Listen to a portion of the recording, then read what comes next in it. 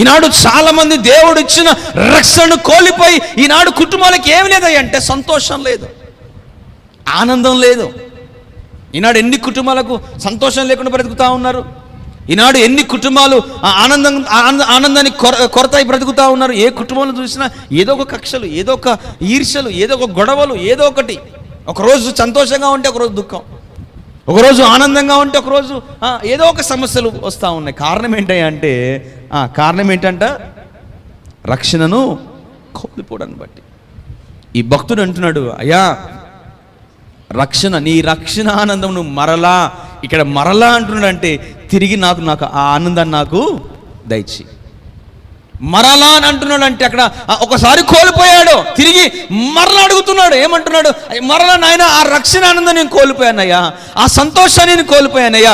కారణం ఏంటంటే నేను తెలిసి తెలియక పొరపాటు చేశాను ప్రభువా.